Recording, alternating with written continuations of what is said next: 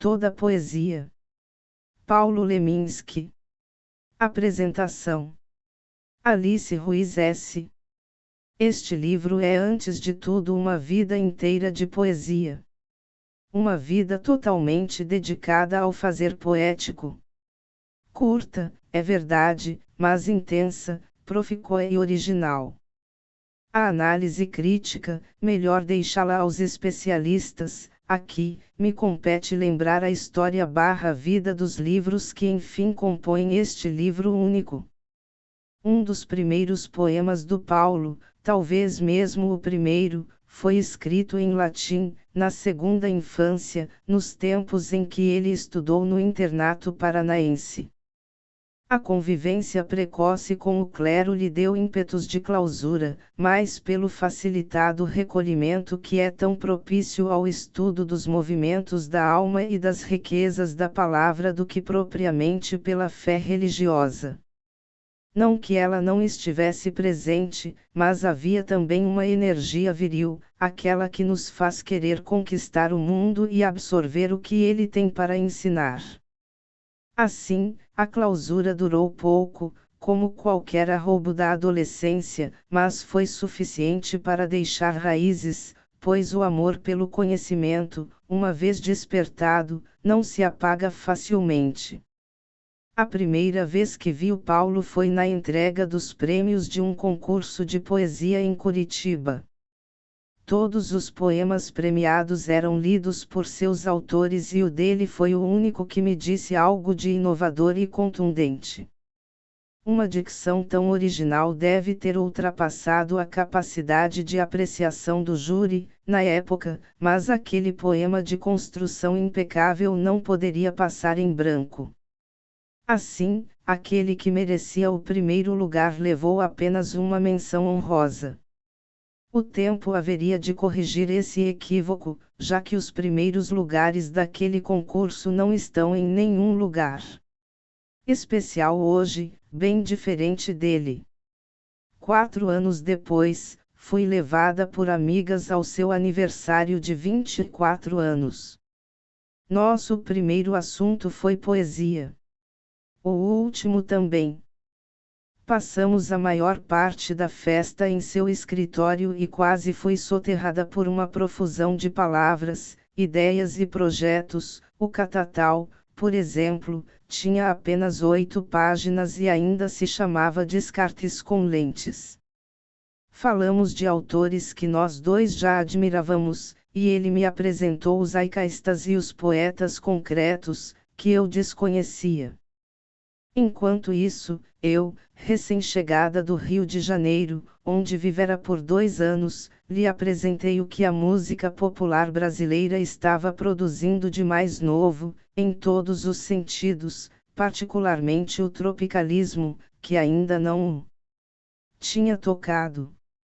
Assim como o amor, a poesia e a música foram crescendo em nossa vida em comum. Em 1976, quando o fotógrafo Jack Pires chegou com a proposta de fazer um livro em conjunto com Paulo, espalhamos as fotos dele pelo chão e fomos procurando, entre os poemas curtos, quais conversavam ou rimavam com aquelas imagens.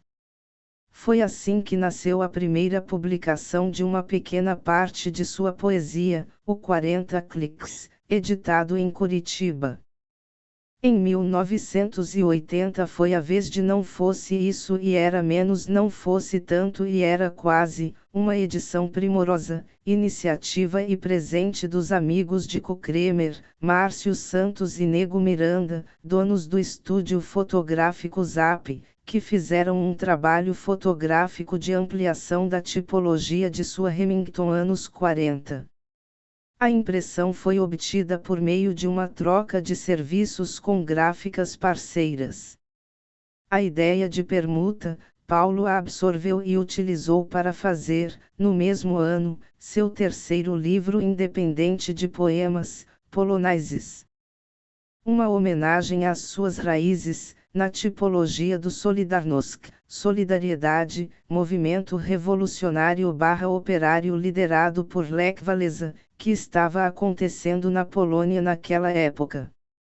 Um dos problemas das edições independentes era decidir o que fazer com as tiragens inteiras, que ficavam com os autores. Em 1983, com a casa tomada por mais de 1000 exemplares de cada um desses 3 livros, mais a edição do Catatal, também independente, mais as edições de 2 livros meus, e restritos ao mercado curitibano não vendíamos, presenteávamos amigos, soubemos que a editora Brasiliense tinha também uma livraria em São Paulo, onde era possível colocar à venda alguns livros feitos fora do eixo. Enviamos um exemplar de cada livro para Luiz Schwartz, na época braço direito do Caio Graco Prado e responsável por inovadoras coleções como Encanto Radical e Primeiros Passos, entre outras.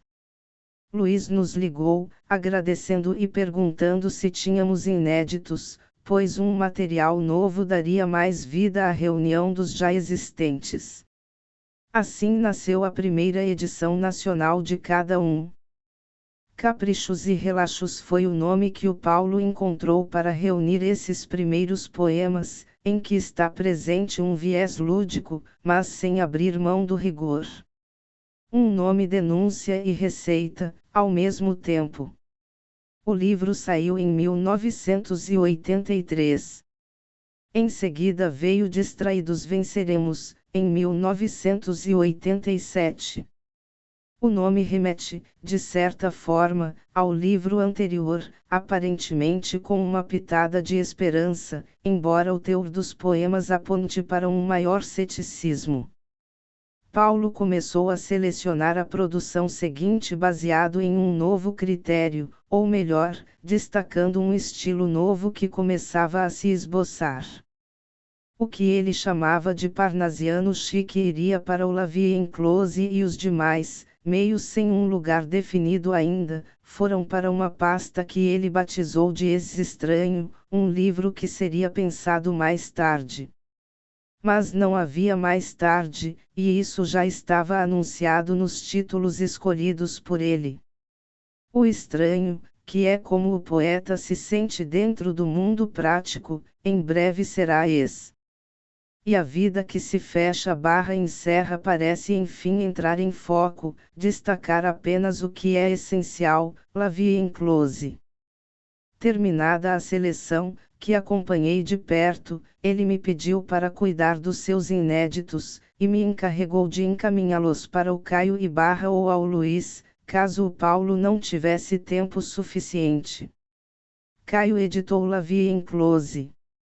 Samuel Leon, da editora Iluminuras, além das prosas, editou o Ex-Estranho e Vinterverno, livro com poemas curtos do Paulo e imagens de João Virmont Suplicy Neto. E agora toda a poesia volta às mãos do Luiz Schwartz, através da Companhia das Letras. Esses livros são diferentes entre si, mas têm a mesma marca de sua escrita poética.